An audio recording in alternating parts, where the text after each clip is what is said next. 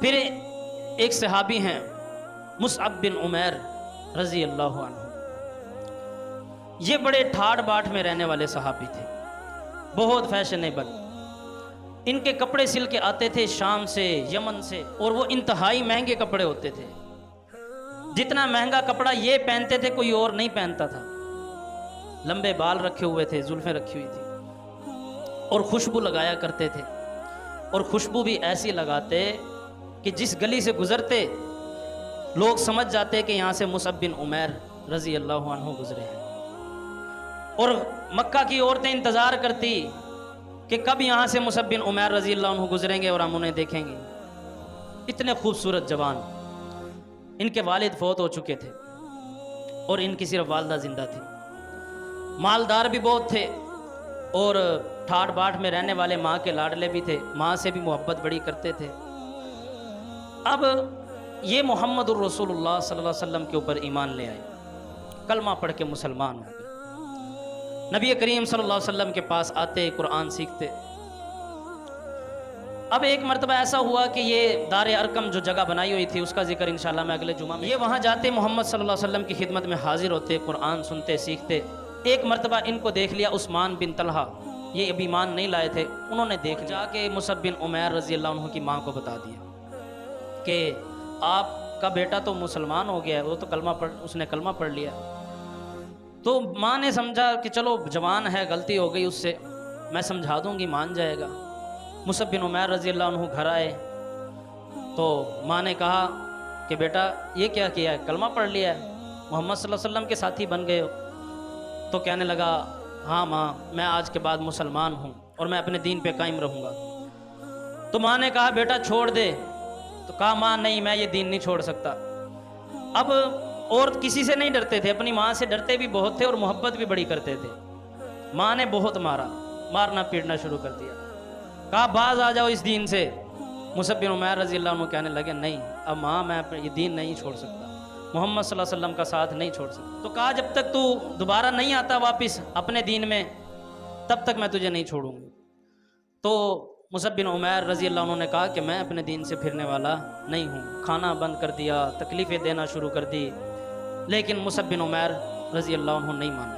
اب ماں نے آخری حربہ یہ آزمایا، ماں نے کہا کہ یا پھر دین چھوڑ دے یا پھر گھر چھوڑ دے، یا مجھے چھوڑ کے گھر چھوڑ کے یہاں سے چلا جا، یا پھر دین اسلام کو چھوڑ دے۔ مصعب بن عمیر رضی اللہ عنہ ماں کو دیکھ رہے ہیں اور کہا ماں میں گھر چھوڑ دوں گا، دین نہیں چھوڑوں گا، ماں تجھے بھی چھوڑ دوں گا، دین نہیں چھوڑوں گا۔ تو ماں نے کہا پھر ٹھیک ہے، یہ سارا ٹھاٹ باٹ، یہ تیری دولت سب کچھ بھی نہیں ہے اب تیرا، نکل جا یہاں سے، کچھ بھی نہیں دیں گے تجھے۔ اب یہ سارا کچھ ماں اس لیے کر رہی تھی کہ شاید باز آ جائیں گے، لیکن مصعب بن عمیر رضی اللہ عنہ نہیں ہوئے۔ میں آپ کو بتا چکا ہوں یہ وہ صحابی ہیں جن کے کپڑے شام اور یمن سے سلائی ہو کے آتے تھے، بہت ٹھاٹ باٹ میں رہنے والے صحابی، کوئی بھی ان کا مقابلہ نہیں کر سکتا تھا، خوبصورتی میں، فیشن میں، جوانی میں، ان کے کپڑوں میں، ان کی خوشبو لگانے میں، اپنی مثال آپ تھے۔ اب سب کچھ چھوڑ کے جا رہے ہیں، اب باپ تو تھا نہیں، چچا تھا، باپ فوت ہو چکا تھا، اب سارا کچھ یہ اس لیے کر رہے تھے دین چھوڑ دے گا، نہیں چھوڑا، جا رہے ہیں۔ تو چچا نے کہا یہ کپڑے بھی اتار، یہ کپڑے بھی پہن کے نہیں جانے، یہ کپڑے بھی ادھر ہی دے کے جانے ہیں، یہ کپڑے بھی ہمارے ہیں، تیرے نہیں ہیں۔ کپڑے بھی اتروا دیے، ستر ڈھانپنے کے لیے ماں کو کہا کچھ مجھے دے دو جس سے میں اپنا ستر ڈھانپ لوں۔ ماں سے اتنا کپڑا لیا کہ جس سے ستر ڈھانپ جائے۔ اب جا رہے ہیں، ماں کو بھی چھوڑ دیا، چچا کو بھی چھوڑ دیا، سارا کا سارا عیش و آرام بھی چھوڑ دیا، گھر کو بھی چھوڑ دیا۔ اب محمد الرسول اللہ صلی اللہ علیہ وسلم کے پاس آتے ہیں، صحابہ اکرام رضوان اللہ علیہم اجمعین جب دیکھتے ہیں مصعب بن عمیر رضی اللہ عنہ کو، ان کی آنکھوں میں آنسو آ جاتے ہیں، کہتے ہیں یہ تو وہی شہزادہ ہے جو مکہ کی گلیوں میں پھرا کرتا تھا، خوشبو لگا کر، مہنگا لباس پہن کر۔ آج ہمیں بھی شوق ہوتا ہے نا، تو دین اسلام کے لیے دیکھیں مصعب بن عمیر رضی اللہ عنہ نے کیا کچھ چھوڑا۔ تو آیا آپ صلی اللہ علیہ وسلم کے پاس، کہا اللہ کے رسول صلی اللہ علیہ وسلم سب کچھ چھوڑ آیا ہوں، کچھ بھی نہیں ہے، سب دین اسلام کے لیے چھوڑ دیا۔ پھر کچھ وقت نبی کریم صلی اللہ علیہ وسلم نے جب مدینہ ہجرت کرنی تھی تو آپ صلی اللہ علیہ وسلم نے پہلے مصعب بن عمیر رضی اللہ عنہ کو بھیجا کہ جاؤ مدینہ کے لوگوں کو سمجھاؤ، یہ وہاں گئے ان کو قرآن سکھاتے۔ پھر غزوہ احد میں ان کی شہادت ہوئی۔ غزوہ احد میں نبی کریم صلی اللہ علیہ وسلم نے ان کو کمانڈر بنایا، لیڈر بنایا کہ جھنڈا آپ نے تھام کے رکھنا ہے۔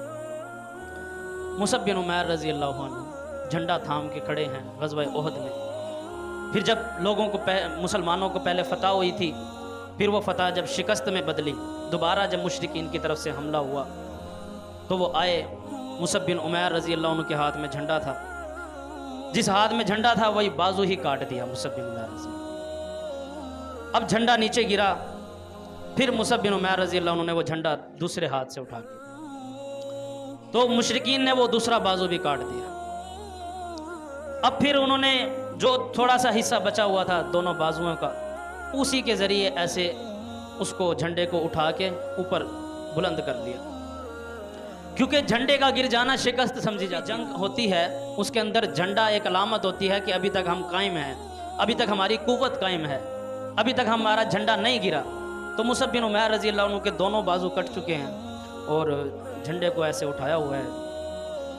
اتنے میں ایک نیزہ آ کے لگتا ہے مصعب بن عمیر رضی اللہ عنہ کے، اور وہیں شہید ہو کے گر جاتے ہیں، جھنڈا بھی گر جاتا ہے۔ پھر حضرت علی رضی اللہ عنہ اس جھنڈے کو اٹھاتے ہیں۔ پھر جب جنگ ختم ہو جاتی ہے، نبی کریم صلی اللہ علیہ وسلم تشریف لاتے ہیں، سارے جو شہداء ہوتے ہیں ان کو دیکھتے ہیں۔ پھر آپ صلی اللہ علیہ وسلم مصعب بن عمیر رضی اللہ عنہ کو دیکھتے ہیں،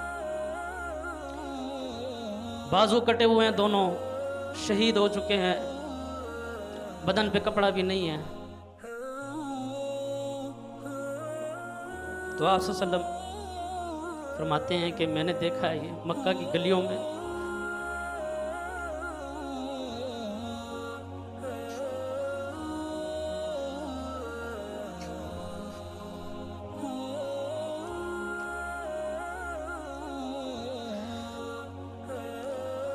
بادشاہوں والا لباس پہن کے پھرتا تھا۔ آج مصعب بن عمیر رضی اللہ عنہ کے دونوں بازو کٹے ہوئے ہیں، شہید۔ صحابہ سے کہا کہ ان کے اوپر کپڑا ڈال دو، کپڑا ڈالتے ہیں، کپڑا بھی پورا نہیں، چہرے پہ ڈالتے ہیں ٹانگیں ننگی ہو جاتی ہیں، ٹانگوں پہ ڈالتے ہیں چہرہ ننگا ہو جاتا ہے۔ تو نبی کریم صلی اللہ علیہ وسلم سے کہا صحابہ نے، اللہ کے رسول صلی اللہ علیہ وسلم اتنا کپڑا بھی نہیں ہے کہ ہم پوری چادر ڈال دیں۔ آپ صلی اللہ علیہ وسلم نے فرمایا کہ چہرے پہ کپڑا ڈال دو، پیروں کے اندر گھاس ڈال کے وہ سب کو دفنا دو۔ تو میرے بھائیوں، اس میں ہمارے لیے یہی سبق ہے کہ دین اسلام پہ جب انسان چلتا ہے تو اس کے اوپر آزمائشیں آتی ہیں، اور اس کے اوپر جو صبر کرے گا وبشر الصابرین، خوشخبری اور بشارت صبر کرنے والوں کے لیے ہے۔ اللہ رب العالمین سے دعا ہے اللہ رب العالمین حق بات کو سمجھ کر عمل کی توفیق عطا فرمائے۔